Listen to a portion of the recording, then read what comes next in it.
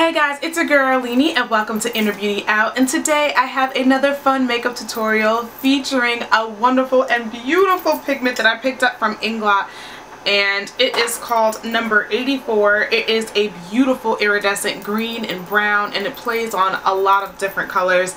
And although I don't know what it is with me rushing into the fall, maybe because it's August, I don't know, but I think this look is absolutely beautiful. And if you're looking for some inspiration, you might want to pick this one up.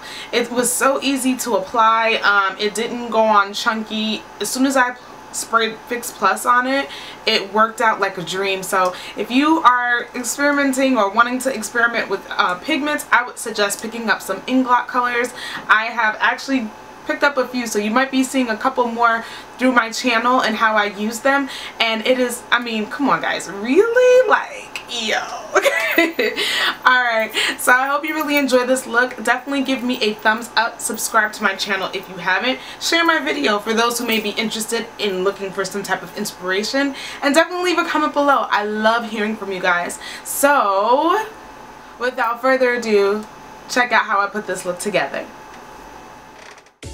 Hey guys, so you already know that we're starting with our favorite highlight brow bone color, and it is Cool Beans by Voss, and this is part of their Holy Grail palette. So what we're going to do is just blend that down into the crease. As you know, we want to create a nice transition. We're using a flat shader brush to do just that. Next, we're following up with the shade Transition in the Voss Holy Grail palette, and that'll actually be what we'll use to transition from the highlight color down to the crease. So we just want to make sure that there are no harsh lines with that, so that's why we're using that color that is more skin tone like. Using the same brush that we use for the transition color, we are also going to go back into that Holy Grail palette and pick up the shade Hashtag. Hashtag is a more orangey based shade and is perfect for building up on the actual crease color and deepening it and just making it have a little bit more dimension. So we want to blend it all the way on the outside as well as the inner portion of the eye to have a more seamless look. So with blending, the key is basically literally layering colors on top of each other. You want to use colors that are within the same family range to be able to build dimension and for them to blend seamlessly into each other. So what I've done is gone ahead and picked up my other favorite shade, which is by Makeup Forever. It's a nice matte orangey or burnt orange kind of a shade, and I'm layering it on the lighter orange that I already laid down from the Holy Grail palette, and that's going to create dimension. So I'm packing on the color basically literally on the outer portion of the eye as well as the inner portion of the eye, and I'm going to blend them together towards the center. So I used a more tapered brush to be able to pack on the color, and I'm using a wider blending brush to be able to fuse both the colors together in the center for a more blended and seamless look. To build further dimension in the eye, I'm actually going to go in with a brown reddish tone kind of shade, and that's going to be packed on towards the inner corner and the outer corner specifically. So this is going to create more of a spotlight eye look, or what I like to call ombre eye, but I'm literally just trying to pack on the color as much as possible just on the outer edges and the inner corner of the eye. We're going to leave the center of the eye a little bit blank to be able to lay down the color that is really going to steal the show later on, and that's the Inglot pigment. So I wanted to further deepen the outer corner and the inner corner of the eye, and so I went back in with my Chocolate Bar palette by Too Faced, and I'm using the color Triple Fudge, and I just went in and just literally packed the color on using a smaller tapered brush. But then I went back in using my Morphe M330, which was my tapered blending brush, to blend out the color so that there aren't really many or much of a harsh line. And then I did the same thing with the BDELLIUM tool 776 and that was to also further blend out any harsh lines. Now, as I mentioned, we were going to leave the center portion of the eye blank, and that was just basically to save it for the Inglot pigment that was going to come on a little bit later on in the video. But in the time being, what I did was I actually laid a base down using Gilded Ganache in the Too Faced palette. It was a green shade. It was really dark, but it was basically just going to help the pigment to pop a little bit more on the center of the eye. And so what I did next was actually sprayed my brush down with some Fix Plus, and then I went in with that 84 Inglot pigment, and I actually just started building on that shade. So I wanted to make sure that my brush was absolutely drenched prior to dipping it into the pigment, because it allows you to have more of control on the brush itself. So take your time with using pigments and really practice. I didn't experience any fallout in this particular pigment. Actually, I really enjoyed working with this. It was so easy. Just, you know, spread it out as much as you would like to, however you would like to. So just have fun and experiment. To line my eyes, I'm going in with Makeup Forever ink liner. I really love how pigmented this particular black liner is. And so I'm just going to go and create a subtle wing. And I'm just taking my time with this, but you just want the liner to be a very classic line and not something that overpowers the eyeshadow makeup. If you have some transfer that happens above the eye, basically from hooded eyes like what I have myself, then you can always go in with your blending brush and just sweep away any excess blush or excess eyeshadow that doesn't belong. Next, I'm going to go ahead and clean my eyes, and I'm using my favorite concealer. Actually, I believe everything that I'm using is literally my favorite. But basically, I'm going in with the Smooth Indulgence Dermablend concealer, and this is in the shade Almond. I really enjoy using this particular concealer because it actually just does the job. I don't have to go in with anything else. It really brightens underneath the eye, and it gives me that glam look that I'm looking for. So I make sure to blend out the edges in particular, because you do not want to have any defined look of where your concealer or highlight starts and where it ends.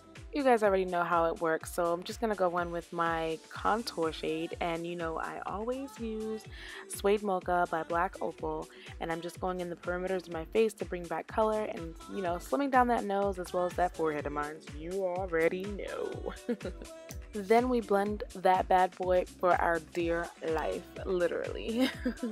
So you just go ahead and just blend away all the colors to make sure that they seamlessly integrate into each other, and there are no harsh lines. You know we're not about the harsh lines at all.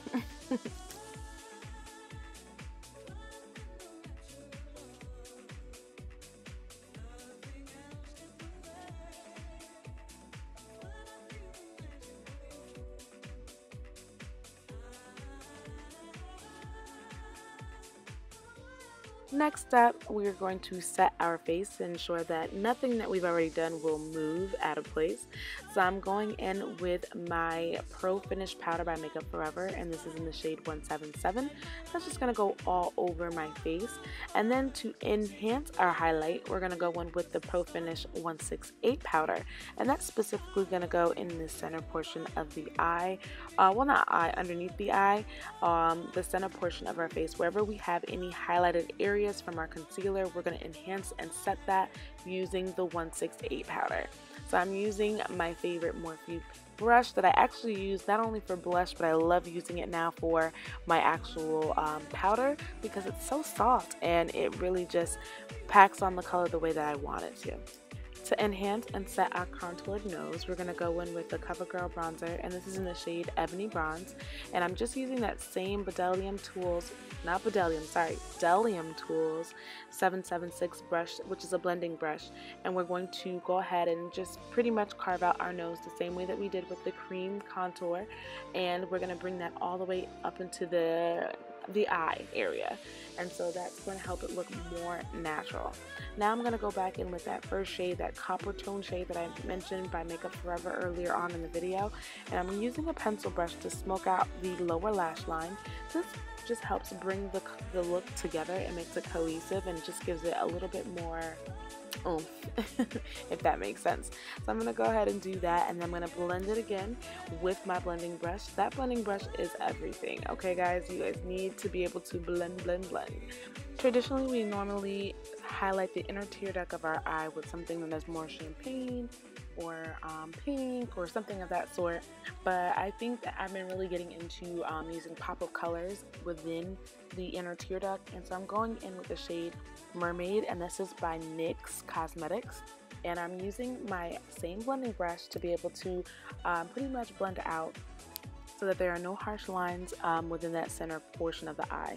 And then I'm going in with one of my favorite liners right now, and it is the Makeup Forever Aqua XL eyeliner, and it is in the shade black. It is waterproof and it will not budge. Alright, so now I'm going to put my lashes offline, and I'm using the Queen Bee by Coco Lashes. I love these lashes. They are everything. They really give that nice, subtle glam without overdoing it. I really enjoy using these. Like, they are my favorite. And they're affordable. Next, I'm going back into that Ebony Bronze bronzer, and I'm using that to be able to contour the rest of my face. And I'm going in with a contour brush. I have all the details within the actual video. And after that, I'm going to go back in with my blush, and this is by Sleek. This is in the trio called Pink Sprint, and I'm really enjoying how this color comes out. It's perfect in terms of the nice pinky tones against my cheekbones. And so I'm just going to go ahead and pack that color on and blend it out as I do that as well.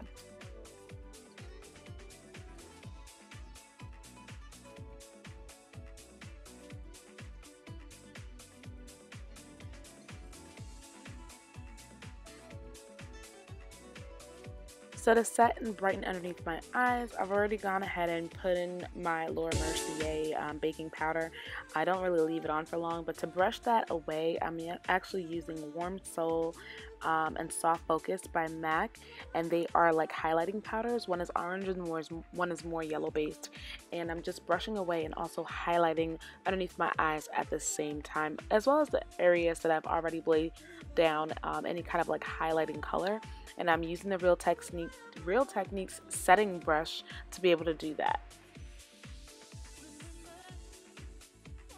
Now you guys already know my favorite highlight powder that I cannot absolutely live without is the Bobbi Brown Bronze Glow. I don't know where I've been all my life without this powder. It is so effortless to put on. The consistency of this product is just amazing. It just literally melts into your skin, and anyone can use this. So I'm using my fan brush to go ahead and place that in specific areas that'll help me to glow to the gods, okay? Just glow. So I'm just going crazy with it, literally. This is my new dupe in terms of the lip liner that I've been using by MAC, the MAC Bittersweet lip liner.